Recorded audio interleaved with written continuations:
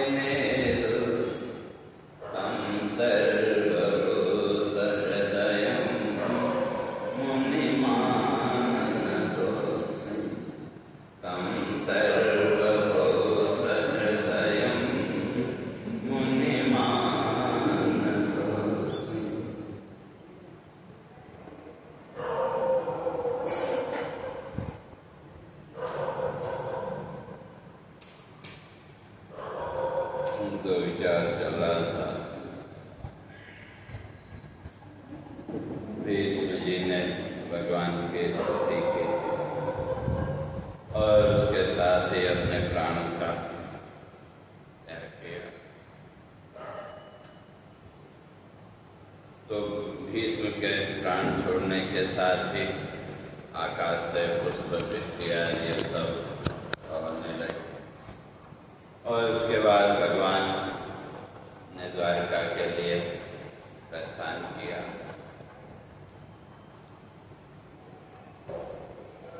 तो उसी क्रम में फिर भगवान तो द्वारका निकल गए और इधर जिस गर्भ की रक्षा भगवान ने की थी तो उसका भी अपना समय नजदीक आ गया।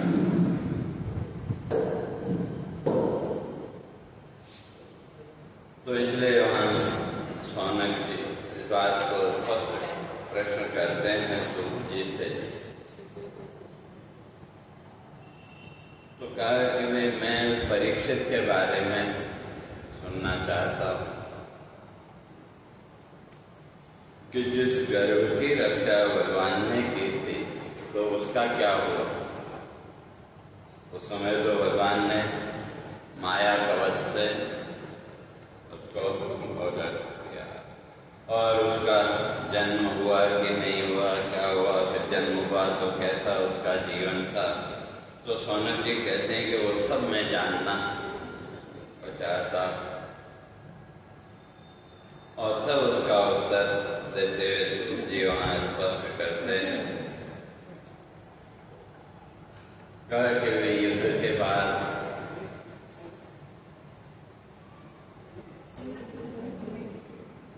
वॉल्यूम थोड़ा कम।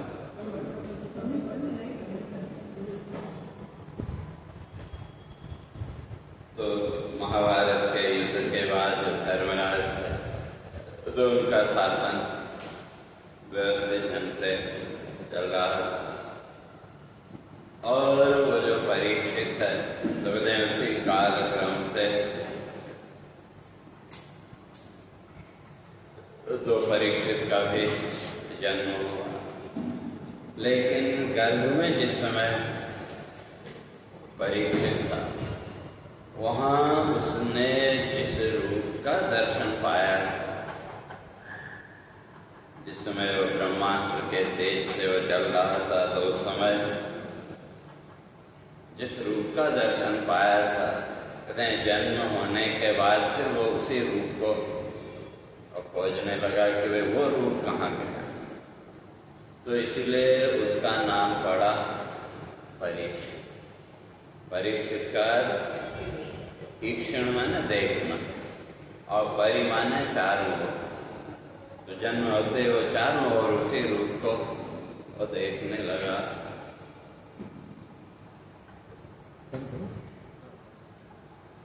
तो इसलिए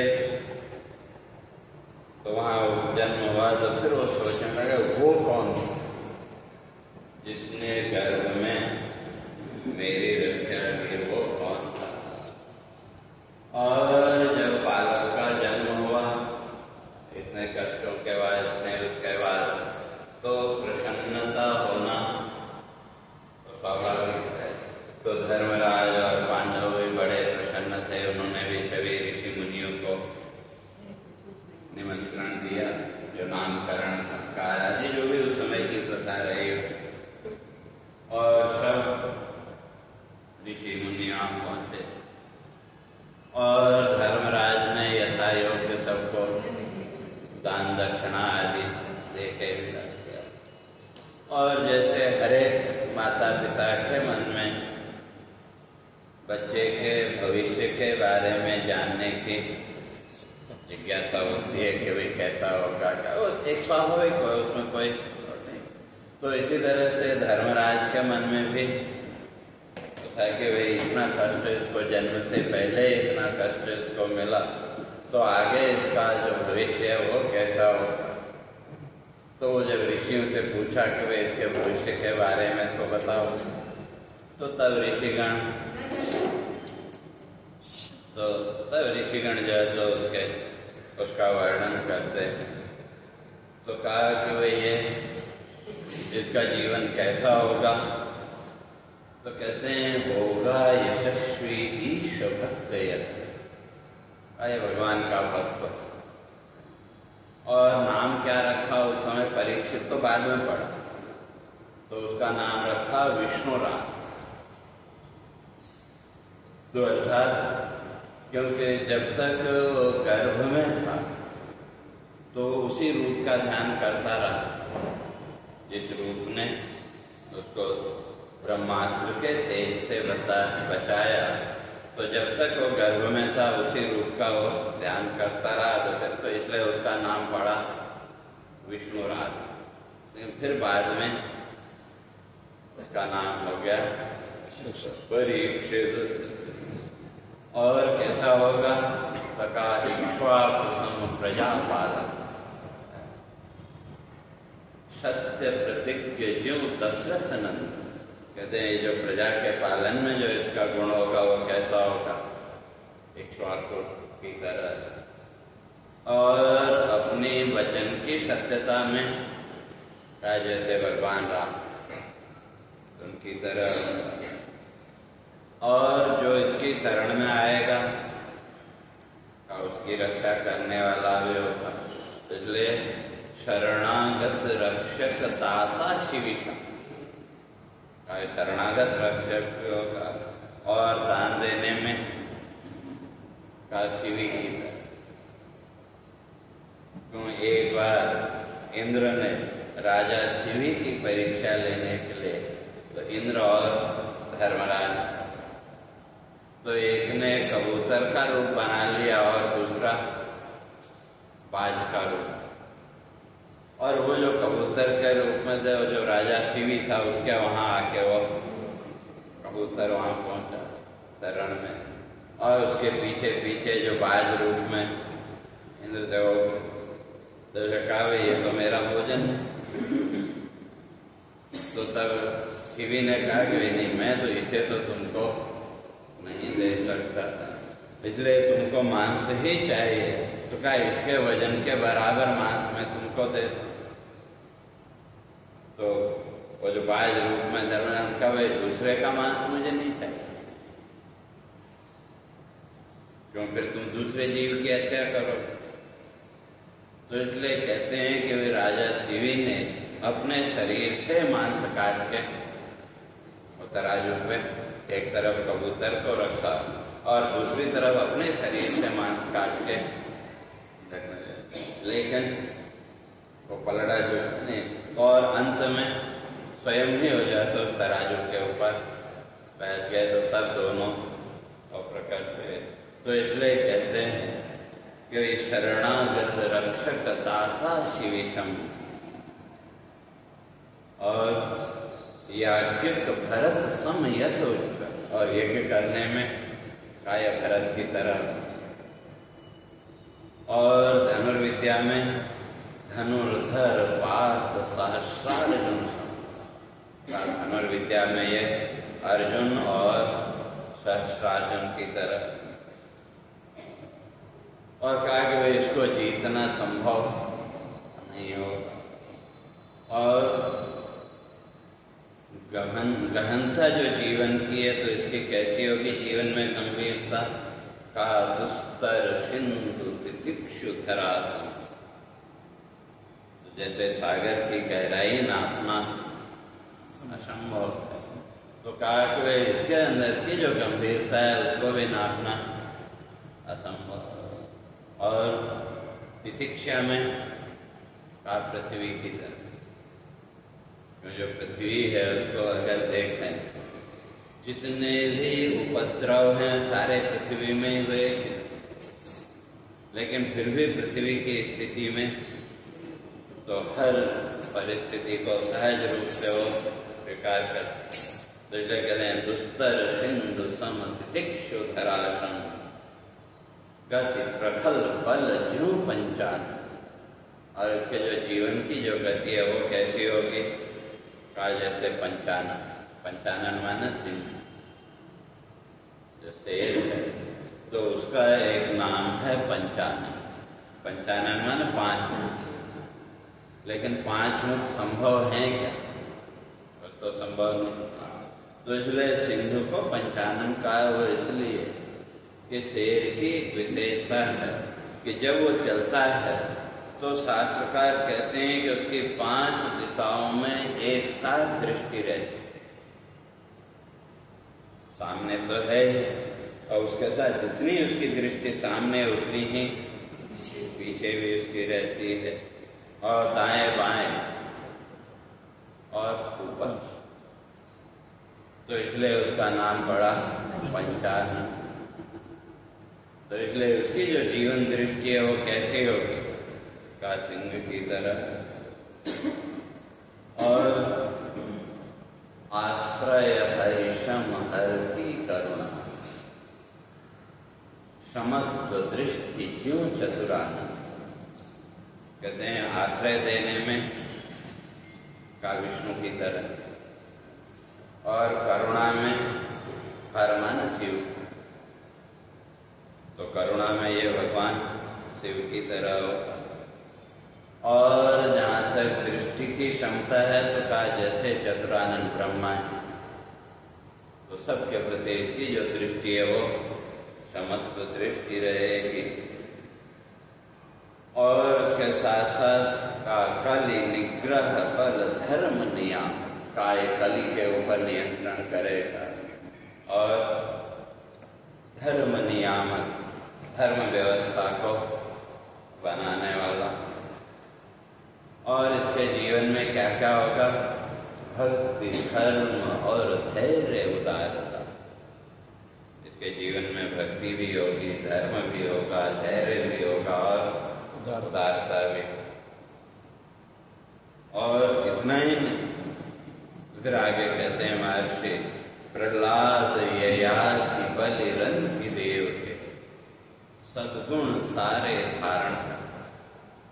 कहते जितने भी इतिहास में महापुरुष हुए उनके जीवन के जितने भी सद्गुण थे वो सब सद्गुण इसमें होंगे।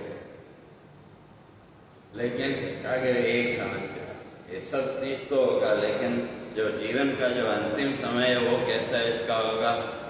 तो कहा द्विज सुत सापित मृत्यु तक्षक। ब्राह्मण के बालक से इसको श्राप मिलेगा और इसकी मृत्यु तक्षक है। लेकिन जब वो श्राप मिलेगा हरि शरणागति आत्मचिंतन, आत्मचिंतन में, और वो आत्मज्ञान का आत्मज्ञान पाएगा से मुक्त संग और हरिपद दर्शन का। महर्षि सुखदेव जी से आत्मज्ञान इसको मिलेगा और ईश्वर का भी इसको दर्शन मिलेगा। का ये इसका भाग्य है। और इस तरह से जन्म लग्न का फल बतलाकर चले ब्राह्मण अपने धाम। तो उसके जन्म कुंडली का बता के ब्राह्मण अपने अपने गाँव को चले गए। और तो वही जो बालक है फिर बाद में कहते हैं वही परीक्षित के नाम से प्रसिद्ध हुआ।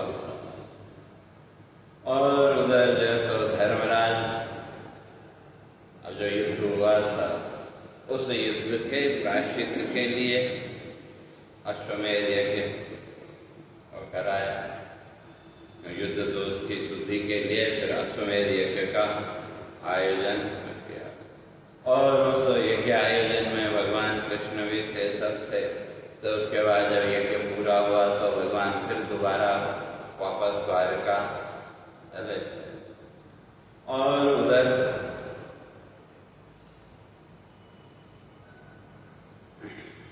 जो मैत्रेय जी, वो विदुर जी, क्योंकि जब महाभारत का जो तृतीय स्कंद में उसकी कथा आई, तो जब महाभारत के युद्ध से पहले विदुर जी ने धृतराष्ट्र को बहुत समझाने का प्रयास किया, लेकिन जो दुर्योधन, शकुनि आदि, उन्होंने उनका जब अपमान किया तो उससे दुखी होकर के विदुर जी अपने तीर्थ यात्रा के लिए निकल पड़े। और जब युद्ध पूरा हुआ तो उसके बाद वो वापस लौट के आए। तो जब विदुर जी का पता लगा हस्तिनापुर वालों को, वे विदुर जी जो तो तीर्थ यात्रा से लौट करके वो आए, तो सभी नगर के जो भी लोग अब जीवित बचे थे सब उनके स्वागत के लिए सामने आए।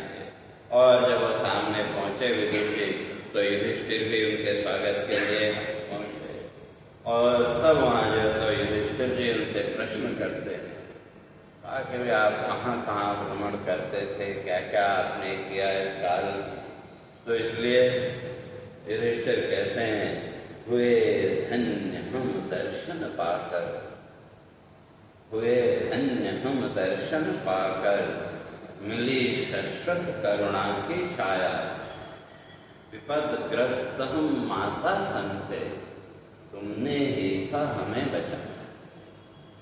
क्योंकि चाहे वो लाक्षाग्रह की बात हो या तो हर जगह विदुर ने उनकी रक्षा की, अपनी कूटनीति जो भी है उसके माध्यम से, निर्देशों के माध्यम से। तो इसलिए वहाँ फिर वो प्रश्न करते हैं धर्मराज का, कहाँ कहाँ से विचरण करते, तीर्थ कौन सा मन को भाया। जब लोग कोई गए तो पूछते हैं ना भाई कौन सी जगह अच्छी लगी, तो वही धर्मराज पूछ रहे हैं विदुर जी से, कहाँ कहाँ से विचरण करते, तीर्थ कौन सा मन को भाया, आत्म तीर्थ हो भगवान। तो आप तो स्वयं तीर्थ स्वरूप, इसलिए फिर भी इसलिए आत्म तीर्थ हो भगवान, तुम तो तीर्थ तीर्थ ने तीर्थ फल पाया।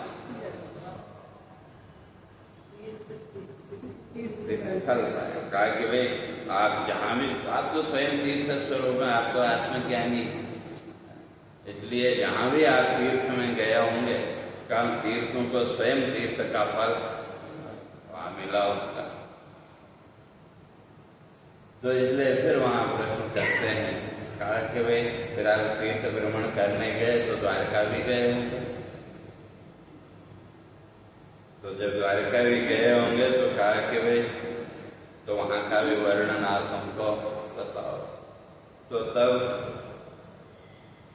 विदुर जी ने बाकी सब चीजें तो बताई, लेकिन यदुकुल के नाश का वर्णन नहीं बताया। आगे उसका वर्णन करूंगा तो फिर ये बड़ी मुश्किल से तो जीवन में सुख का क्षण आया, तो फिर यदुकुल नाश की अगर मैं बात करूंगा तो फिर ये दुखी हो जाएंगे, तो इसलिए उसका वर्णन। और ये जो विदुर थे ये वास्तव में कौन थे? तो ये वास्तव में यमराज के अंश, तो यमराज को मांडव्य ऋषि से श्राप मिला। महाभारत में कथा आती है, एक राजा, उस राजा के यहाँ चोरी हो, और ये मांडव्य ऋषि अपनी कुटिया में तपस्या कर रहे थे। अब जब चोरी हो गई तो राजा के सैनिक उन चोरों के पीछे, तो चोरों को लगा कि भाई अब तो बचने का कोई रास्ता नहीं है। तो रास्ते में मांडव्य ऋषि की कुटिया पड़ती थी, तो वहां जाके जो चोरी का सामान था वो कुटिया में बिखेर दिया, और कुछ इनके पास रहते, ये तो ध्यान में बैठे, और कुछ हार वगैरह थे वो उनको पहना भी। और जब सैनिक वहां पहुंचे तो देखा, तो देखो कैसा पाखंडी, चोरी करके भागा और यहाँ तो इसलिए वो जो सैनिक थे उन्होंने क्या किया, जो मांडव्य ऋषि है उसका एक उसने इधर से हाथ पकड़ाए थे और वो लेके चले। तो राजा के यहाँ पहुंचे, संदेश मिला भी चोर पकड़ा गया। तो राजा ने आदेश दिया वे सूली पर चढ़ा। तो राजा का आदेश, तो जब सूली पर चढ़ाया तो सूली पर वो भाले के ऊपर, कहते हैं कि उस समय जो दंड विधान है था कि उसको नुकीले भाले होते थे, जो अपराधी है उसको उसके ऊपर बैठा देते। तो वो जो है तो भाला जब शरीर में चुभेगा तो थोड़ी देर में प्राण, और जैसे वो भाला चुभा तो इनकी समाधि टूटी। तो तुरंत इन्होंने अपने को अपने योग साधना के द्वारा वहीं पर अपने शरीर को रोक लिया। और वो जो सैनिक थे वो तो सूली में चढ़ा के वो तो चले, लेकिन जब सुबह आए तो देखा कि वो तो ऊपर ही हवा में तैर रहे। तो जाके राजा को संदेश दिया। तो भी राजा को भी लगा कि भाई ये तो बहुत बड़ा अपराध हो गया। तो आकर के क्षमा मांगी और बड़ी मुश्किल से फिर उनको कि वो जो भाला था उसको कटिंग करके फिर निकाला सर, और बाद में राजा जो है तो हाथ जोड़ के चरणों पर गिर पड़ा। तो मांडव्य इसने कहा नहीं भाई ये तुम्हारा दोष इसमें नहीं है, भाई तुमने तो जो तुम्हारी दंड व्यवस्था जो भी बना है उसके अनुसार तुमने, तो इसमें तुम्हारा दोष नहीं है। तो कहते हैं कि फिर जो है तो मांडव्य ऋषि तुरंत पहुंचे यमराज के यहाँ। तो यमराज से प्रश्न किया, कहा कि भाई मेरे जीवन में वही 100 वर्षों पर, कहा कि भाई जितना मैं देख सकता था अपने पिछले जीवन को, तो मेरे जीवन में तो ऐसा कोई पाप है ही कि जिसके कारण मुझे ये सूली का दंड मिला। तो कहा ये दंड किस पाप का? तो कहते हैं यमराज ने कहा कि भाई ये दंड तो है कि भाई 101 जन्म में तो आप जो थे छोटे बच्चे थे तो उस समय क्या करते थे, जो छोटे छोटे कीड़े हैं ना का उनको कांटे से पंच किया करते पिन से या तो उसका ये दंड है। तो तब वहां प्रश्न किया, कल उस समय मेरी आयु कितनी थी? तो कहा 4 वर्ष, 3 से 4 वर्ष। तो कहा कि 3 से 4 वर्ष में तो बच्चे को कुछ ज्ञान होता नहीं है, इसलिए तुम्हारा ये जो श्राप है ये गलत है। तो इसलिए वहां जो है तो मांडव्य ऋषि ने यमराज को श्राप दिया। कहा कि इसका श्राप यह है, तुमको 100 वर्षों के लिए शूद्र योनि में आना, और तब वहां जो है तो व्यवस्था फिर जो दंड व्यवस्था थी फिर वहां जो है तो दंड व्यवस्था बदलनी पड़ी। तो इसलिए हम कहते हैं कि 5 वर्ष तक बच्चा जो भी पाप पुण्य करेगा उसका फल उसके माता पिता को भोगना पड़ेगा, और उसके बाद का जो पाप पुण्य का फल है वो बालक का वो अपना। तो इसलिए कहते हैं ये जो विदुर थे ये तो मांडव्य ऋषि से होकर शापित यम था विदुर रूप में आया। वो मांडव्य ऋषि से शापित होकर के विदुर के रूप में वही यमराज। और उधर अब विदुर हैं जो भी है तो उनका अपना कर्तव्य का अब समझाने लायक तो और कोई बचा नहीं था, बचे थे धृतराष्ट्र और गांधारी।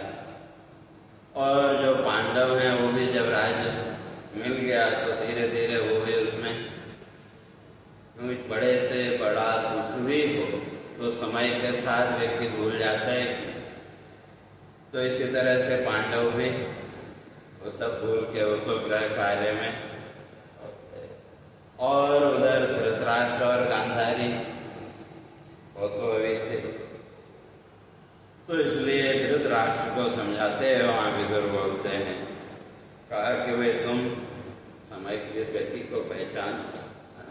इसलिए उनको तो समझाते। तो क्या का चलो यहाँ से झटपट राजन, चलो यहाँ से झटपट राजन, चलो यहाँ से झटपट राजन, चलो यहाँ से झटपट राजन, युगात को लो पहचान, नहीं यहाँ है कुछ भी अपना, नहीं यहाँ है कुछ भी अपना, नहीं यहाँ है कुछ भी अपना, नहीं यहाँ है कुछ भी अपना, बाल जगत में है भगवान, बाल जगत में है भगवान, यहाँ तो काशी जो है तो शासन इसलिए आगे करल सुधा और अग्निदाह से, सरल सुधा और अग्निदाह से, करल सुधा और अग्निदाह से सारा जीवन का अवसान, सारा जीवन का अवसान, छल से जीना है भव जिसका, जल से जीना है भव जिसका, छल से जीना है भव जिसका, जल से जीना है भव जिसका, सतारा का किया अपमान, तारा का किया अपमान,